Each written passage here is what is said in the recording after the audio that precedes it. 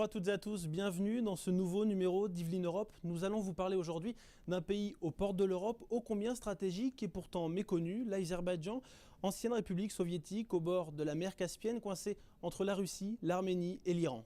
Le Haut-Karabakh, qui est un conflit entre l'Arménie et l'Azerbaïdjan, n'est toujours pas réglé non plus. On ne s'investit pas suffisamment. Tous les pays devraient faire pression pour qu'un code de conduite soit adopté.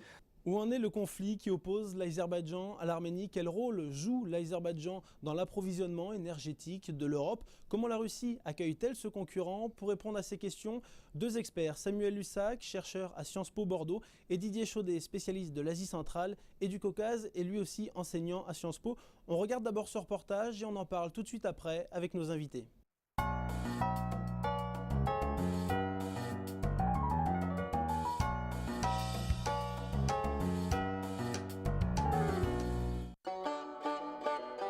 Le Haut-Karabakh, tristement renommé pour la guerre dont il a été le théâtre. Nous sommes à la frontière entre l'Azerbaïdjan et l'Arménie, une zone où malgré le cessez-le-feu de 1994, les escarmouches sont quasi quotidiennes. Aussi connue sous le nom de Nagorno-Karabakh, cette région d'Azerbaïdjan qui s'est proclamée indépendante est aujourd'hui sous administration arménienne. Malgré la médiation de la communauté internationale, Azerbaïdjan et Arménie ne parviennent pas à s'entendre sur un statut et le conflit reste gelé, comme bien d'autres dans le Caucase. Dans ce camp de réfugiés tout près de la frontière vivent 360 familles, hébergées dans des baraques.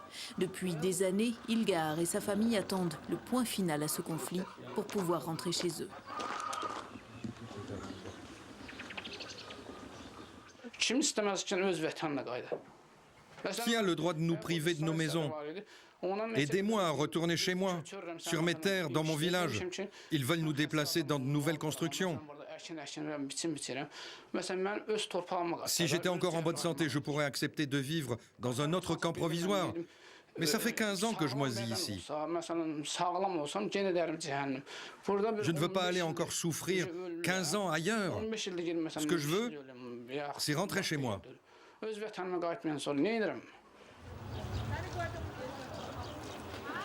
À Bakou, la capitale de l'Azerbaïdjan, les conditions de vie ne sont pourtant guère meilleures. Ici aussi ont afflué des déplacés du Karabakh.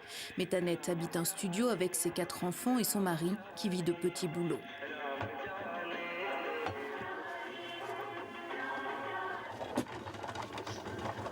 D'après les chiffres officiels, un Azéri sur 10 a dû quitter sa région d'origine. Il serait près d'1 million de déplacés aux 4 coins du pays.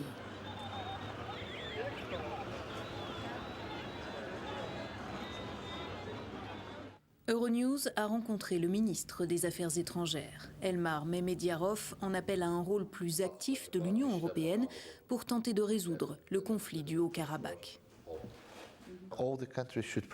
Tous les pays devraient faire pression pour qu'un code de conduite soit adopté, en accord avec les normes et les règles de l'Union européenne.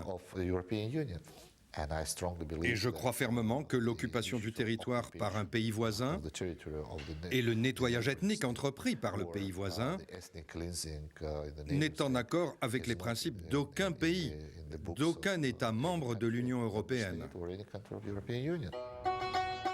L'Azerbaïdjan s'appuie sur d'importantes sources énergétiques. Le terminal Sangachal, opéré par la société anglaise British Petroleum, centralise la production de gaz et de pétrole du pays destiné à l'exportation. C'est d'ici que part le fameux oléoduc Bakou-Tbilissi-Ceyhan, faisant affluer le pétrole jusqu'à la Turquie. Le pays produit aussi 8 milliards de mètres cubes de gaz par an et le volume des exportations pourrait tripler au cours des prochaines années. Sa position est d'autant plus stratégique que le pays est le seul producteur d'hydrocarbures du bassin de la Caspienne qui soit relié aux marchés européens.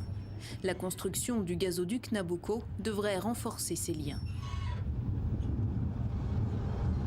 Pour autant, le conseiller du président du consortium énergétique d'État rappelle volontiers que les Européens ne sont pas les seuls à convoiter le gaz azéri. Je dois dire que la stratégie de notre État est fondée sur le principe que tout pays producteur doit s'assurer de la sécurité des marchés pour son gaz. Et bien évidemment, nous pensons que la diversification des marchés de destination devrait grandement profiter à l'Azerbaïdjan. Nous sommes donc en train d'envisager différentes options, différentes destinations pour le gaz azéri. Et bien sûr, le marché russe est l'un des marchés attractifs, mais il doit fonctionner de pair avec d'autres marchés comme l'européen. Nous ne sommes donc pas décidés à vendre tout notre gaz à la Russie.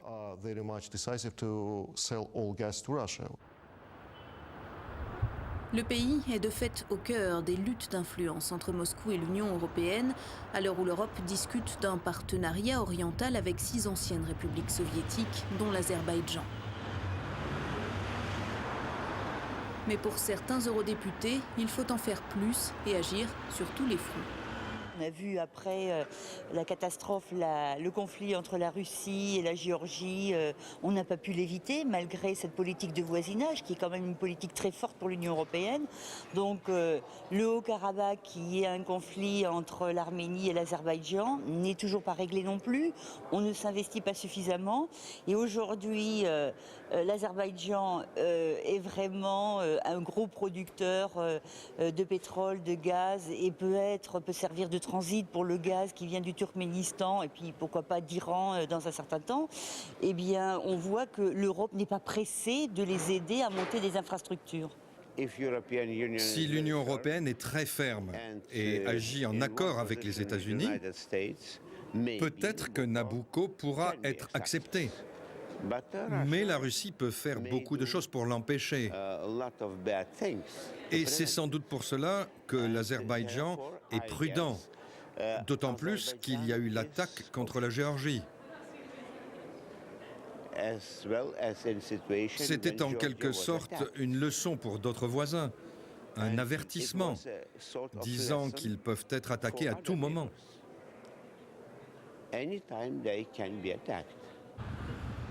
Dans le cadre du partenariat avec l'Europe, le gouvernement azéri énonce 3 priorités: la sécurité, l'énergie et la question humanitaire. Bakou attend aussi de cette initiative un début de perspective européenne, bien que l'idée d'une adhésion à l'Union soit prématurée.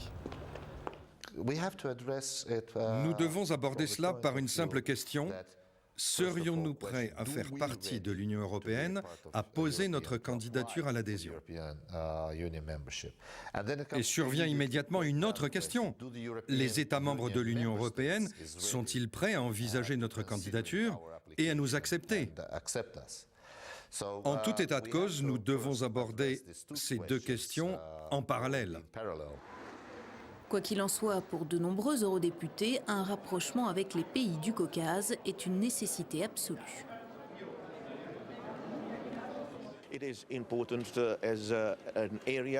C'est une zone importante qui pourrait assurer un certain équilibre géostratégique dans une région plus vaste. Et de ce point de vue, nous avons, nous, l'Union européenne, des intérêts, nous avons des priorités. Et je pense donc que l'Azerbaïdjan devrait devenir l'un de nos partenaires stratégiques, peut-être même le partenaire le plus important de l'Union européenne dans le Caucase du Sud. Mais nous devons faire vite. Nous ne sommes pas les seuls. Le partenariat oriental doit être validé au sommet européen des 19 et 20 mars et pourrait être lancé dès le mois de mai. L'enjeu est de taille, à une période où les Européens cherchent à diversifier leurs sources d'approvisionnement énergétique.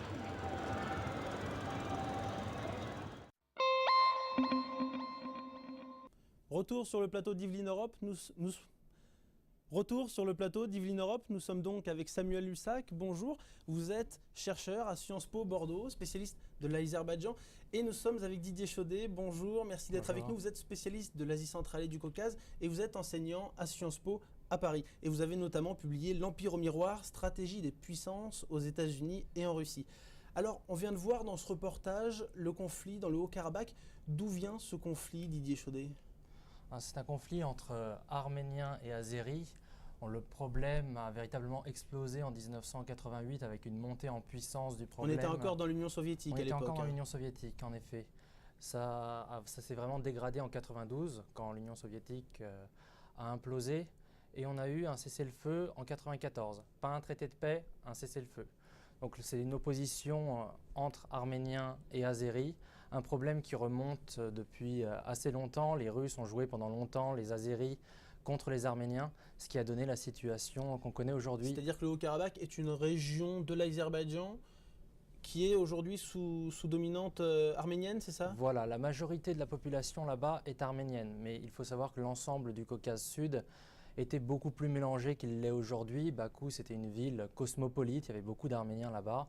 Et bien sûr, avec cette guerre, il y a eu des tueries atroces des deux côtés. La guerre a été horrible des deux côtés, il n'y a pas de gentils dans cette guerre.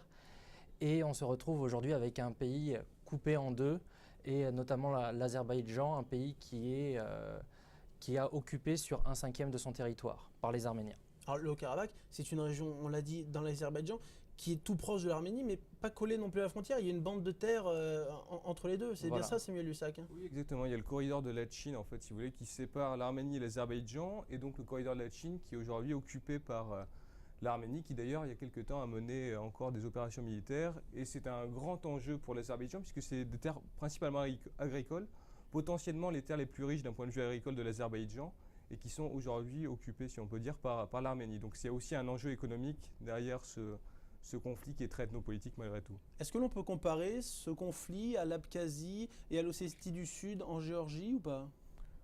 Dans les dynamiques, dans le rôle de la Russie de pourrissement, si l'on peut dire, je pense que c'est comparable. Après, forcément, avec la guerre en Géorgie, on a connu de grandes évolutions en août dernier. Aujourd'hui, le conflit du Haut-Karabakh, il semble être en voie peut-être de résolution, puisque après le conflit, l'Azerbaïdjan et l'Arménie se sont engagés à reprendre les pourparlers. Il y a eu la déclaration de Moscou, de l'Arménie et l'Azerbaïdjan en octobre dernier pour trouver une solution au conflit.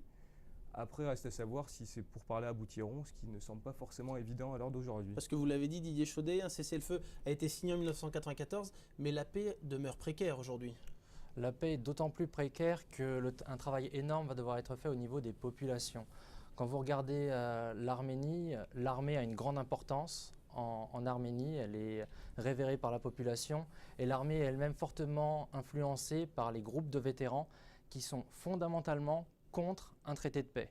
Ils sont contre l'idée de parler avec les Azéris. Et du côté azéri également, on retrouve une exploitation politique du problème du Haut-Karabakh, le pouvoir azéri pouvant dire que tant qu'on ne gère pas la situation du point de vue des réfugiés, tant qu'on ne s'occupe pas des malheurs azéris, comment peut-on s'occuper à l'étranger juste d'un opposant mis en prison quand des centaines de milliers souffrent à cause de cette guerre? Alors, on a vu dans le reportage le ministre des Affaires étrangères azéri, Elmar Mehmediarov, faire appel à l'Union européenne. Quel rôle joue aujourd'hui la communauté internationale dans ce conflit? Est-elle présente? Est-elle impliquée ou pas du tout, Samuel Lussac? Oui, bien sûr, elle est impliquée. Il y a le groupe de Minsk, qui est le groupe de l'Organisation pour la sécurité et la coopération en Europe, qui est chargé de trouver une résolution du conflit. C'est un groupe qui est co-présidé par la Russie, les États-Unis et la France. Donc il y a actuellement d'ailleurs une visite de Bernard Fassier, qui est le coprésident français en Azerbaïdjan, pour trouver une solution. Après, c'est toujours le problème du statu quo, c'est-à-dire que personne ne veut vraisemblablement lâcher ses territoires. L'Azerbaïdjan réclame que l'Arménie se retire des territoires azerbaïdjanais avant de commencer les négociations, et l'Arménie veut à tout prix que l'on discute du statut du Haut-Karabakh avant de commencer des négociations. Donc le groupe de Minsk est présent dans la région, il négocie. Après, le problème, c'est que tout dépend de la volonté des acteurs sur place à trouver une solution au conflit. Et on voit récemment la Turquie qui commence à s'impliquer aussi dans ce conflit et qui se rapproche de l'Arménie, aux grandes dames de l'Azerbaïdjan, si je ne dis pas de bêtises.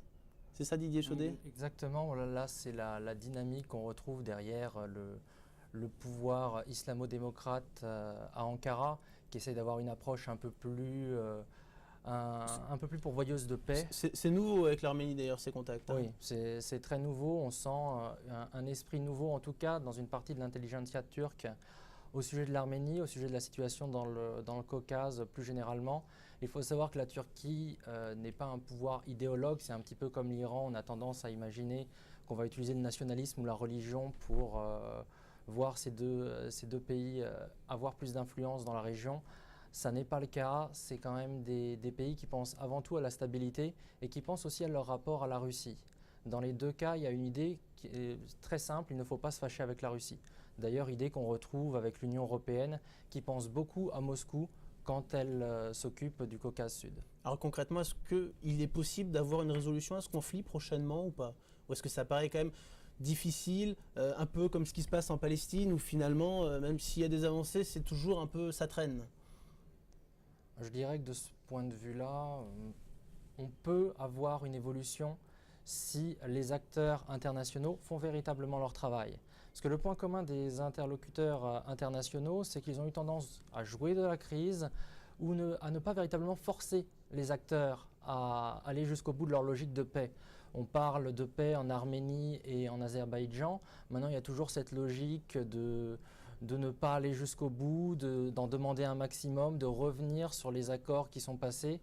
Il faut réussir à forcer les acteurs et pour ça, il faut que la Russie accepte d'être un honest broker, comme on dit en anglais, c'est-à-dire quelqu'un d'équilibré dans la relation entre les deux pays. On a souvent reproché aux États-Unis de ne pas être ce type d'interlocuteur entre Israël et Pourquoi est-ce qu'on ne met un pas plus la pression? C'est un conflit qui nous désintéresse? Du côté de l'Union européenne, il faut savoir qu'on n'a pas tant d'influence que ça quand on compare avec les autres acteurs.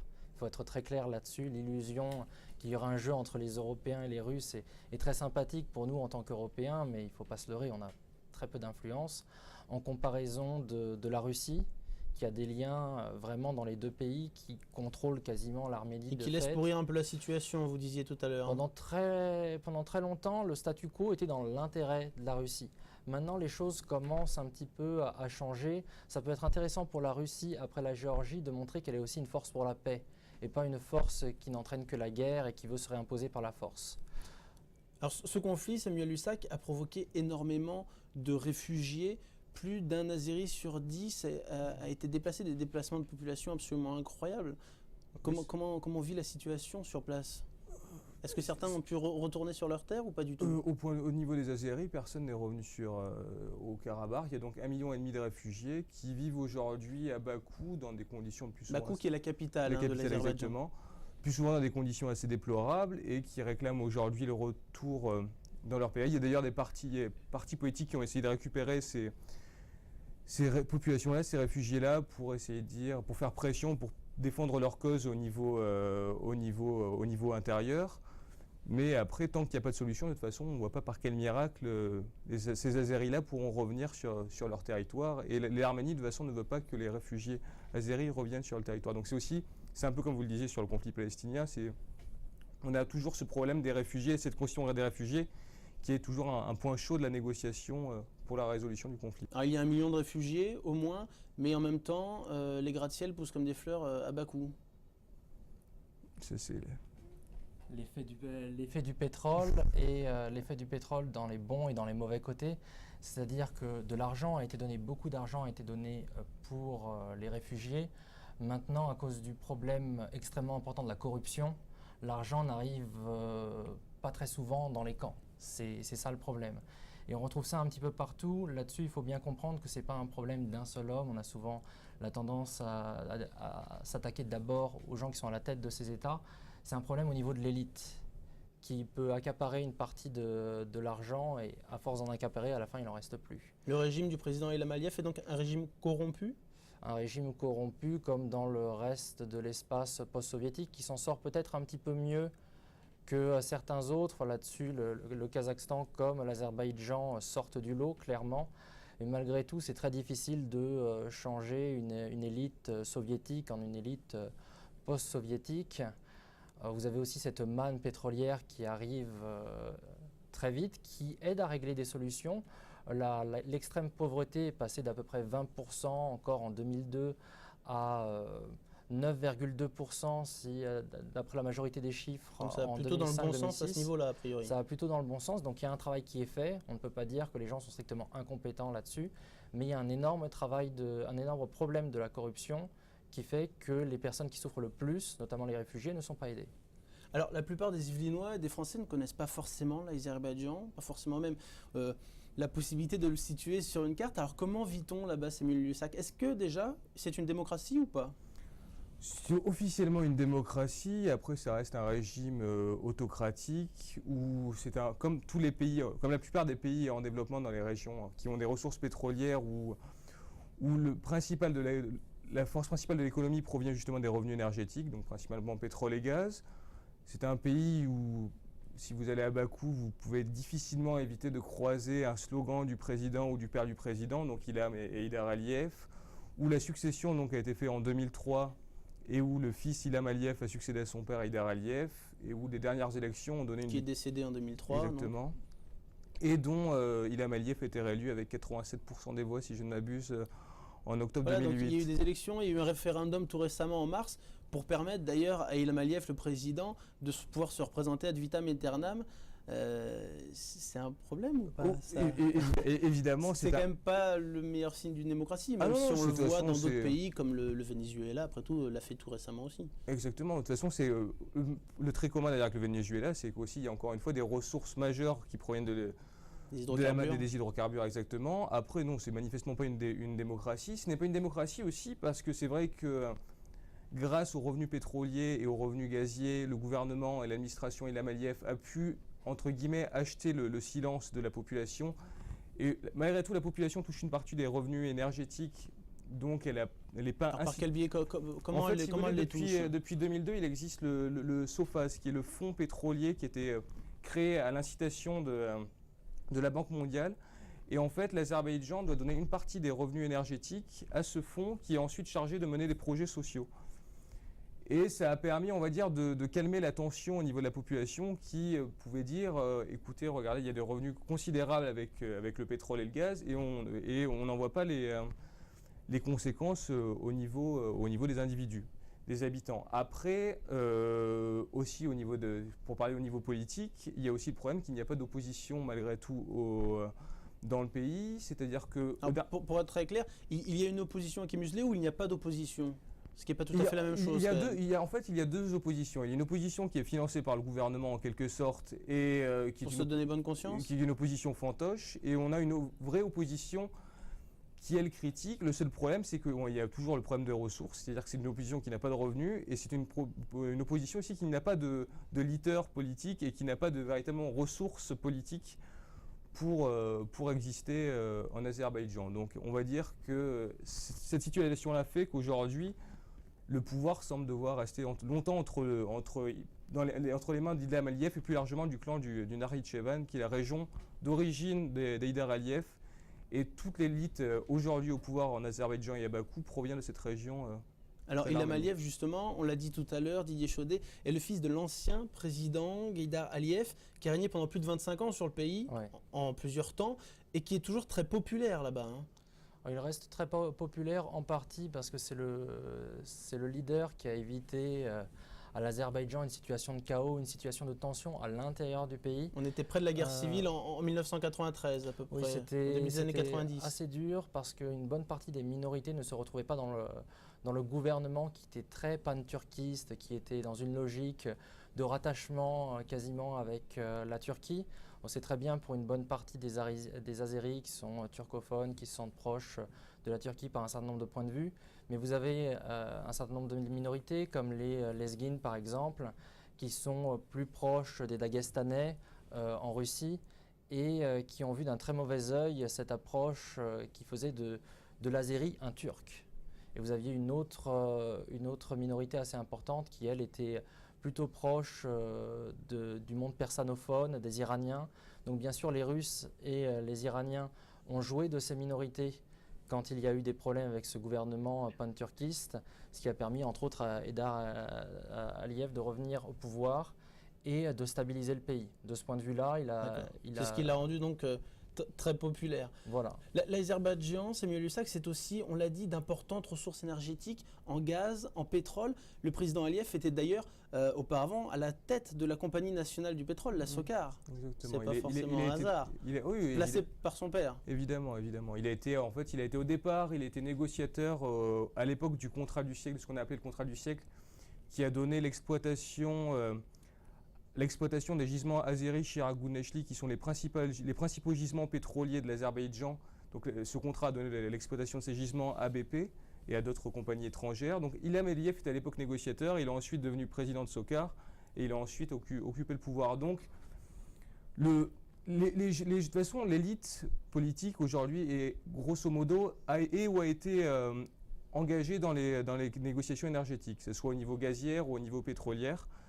Et aujourd'hui, de toute façon, la force de l'Azerbaïdjan, si l'on peut dire, repose sur ses revenus pétroliers, ses revenus gaziers, dans ses relations à la Russie, dans ses relations à l'Union européenne, dans ses relations avec les États-Unis.